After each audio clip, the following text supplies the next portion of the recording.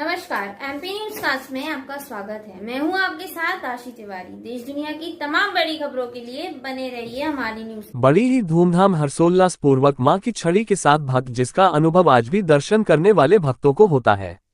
जून माह में किश्तवाड़ कलाड मार्ग से जम्मू कश्मीर से पांगी धाम तक मिंधल यात्रा भी शुरू की गई है। इससे दोनों राज्यों की संस्कृतियों के एकीकरण को बढ़ावा देने में मदद मिलेगी। इसकी शुरुआत 2003 में तीर्थराम मनहास द्वारा चंडी माता के क्यों मंदिर जम्मू और कश्मीर से पांगी और हिमाचल प्रदेश में मिंधल माता तक की गई थी। यात्रा बीच में विभिन्न स्थानों पर रुकती है, जहां स्थानीय लोग यात्रियों के खाने और रात्रि विश्राम, देखभाल और भोजन के साथ स्वागत करते हैं। आध्यात्मिक यात्रा पर जाने वाले सभी लोग आध्यात्मिकता का अनुभव करते हैं और यात्रा में प्रतिदिन सर्वशक्तिमान की कृपा से स्वयं का आत्मनिरीक्षण करते रहते हैं। ये यात्रा हर साल 10 जून को शुरू होती है और 15 जून को पूरी होती है। हालांकि जिस रास्ते से होकर यात्रा को गुजरना पड़ता है उसकी हालत बहुत खराब है, लेकिन इसके बावजूद किसी को इसका डर नहीं है। सड़क खराब है, लेकिन देवी शक्ति को वहां अनुभव के साथ साथ देखा और महसूस भी किया जा सकता है।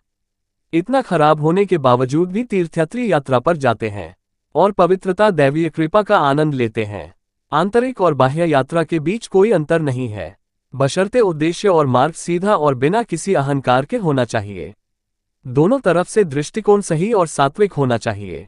इसके इच्छुक लोगों को आध्यात्मिक स्थान पर अवश्य जाना चाहिए और दिव्य मां के आशीर्वाद के अनुभव के साथ आना चाहिए, जो स्वयं आपको बुलाने और उनके दर्शन करने के लिए उत्सुक हैं। आइए सुने क्या कहा माता रानी के भक्त रामदास जी ने। आप देख रहे हैं MP news cast. Uttar Pradesh प्रभारी संजय पटेल की रिपोर्ट। हम श्री मां मिंधला वाली की यात्रा को 10 तारीख के लिए सोमवार को रवाना हुए। रवाना होते हुए हम रास्ते में चलते चलते हम किश्तवाड़ में रात को विश्राम किया। जो किश्तवाड़ में विश्राम किया वो श्री अनिल शान, जो कि पीडीडीपी के सदस्य हैं, उनके घर माता रानी ने हमें विश्राम के लिए जगह दी। और जब हम रात को उनके घर पहुंचे तो उन्होंने ढोल नगाड़े के साथ बहुत अच्छा हमारा स्वागत किया, फूलों के साथ और आरती के साथ हमारा स्वागत किया। पूजा आरती के बाद उन्होंने माँ को भोग लगाया। भोग लगाने के बाद जो भंडारे के लिए इंतजाम किया था, उस भंडारे में सभी ने प्रसाद ग्रहण किया। उसके बाद रात के लिए हमें विश्राम के लिए कंबल की व्यवस्था भी की, ऊपर से ठंड भी थी। रात में हमने उधर ही विश्राम किया। फिर दूसरे दिन नहा धो के प्रसाद ग्रहण किए, कन्या पूजन करते हुए हम मिंधल के लिए रवाना हो गए।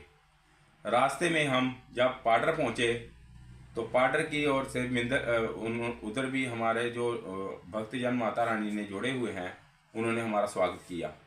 फिर हम चलते चलते सोलग्राम से होते हुए जो ऊंची ऊंची पहाड़ियां हैं और नीचे जो खाइयां हैं, रास्ते में ऊंचे नीचे जो रास्ता है, वहां हमारी संगत बहुत घबरा गई। उस घबराने के बाद मैंने उनको बोला कि माता रानी हमारे साथ है, आप किसी बात की चिंता मत करो, कुछ नहीं होगा हमें। क्योंकि रास्ता इतना कठिन था, एक तरफ चंद्रभागा नाला था, दूसरी तरफ रास्ता इतना ऊंचे ऊंचे पहाड़ और नीचे पत्थर, नुकीले पत्थर थे। गाड़ी ऊंची नीची होती गई। फिर हम पहुंचे मिंधल। 3 किलोमीटर नीचे श्री कुलवीर सिंह ठाकुर जी ने जो उधर भंडारे का आयोजन किया है, उधर हमने थोड़ा विश्राम किया। विश्राम करते समय हमने उधर प्रसाद भी ग्रहण किया। प्रसाद करके हमने फिर मिंधल की ओर रवाना हुए। मिंधल में हम रात को पहुंचे तकरीबन 9 साढ़े 9 बजे। तो हमारी संगत पीछे रह गई क्योंकि अंधेरा बहुत था, ऊपर से छोटी छोटी बारिश भी हो रही थी। तो हमने सोचा कि हमारी संगत ऊपर चली गई है, लेकिन कोई रास्ते में गाड़ियां का इतना जाम था कि कुछ पता नहीं चला।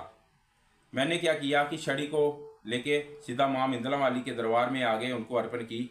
और अर्पण करते हुए उधर के जो भक्त थे, पंडित पुजारी थे, उन्होंने बोला कि अब माँ की छड़ी को श्री बाबा भोलेनाथ जी के मंदिर में विराजमान कर दीजिए। फिर हमने उधर मंदिर में विराजमान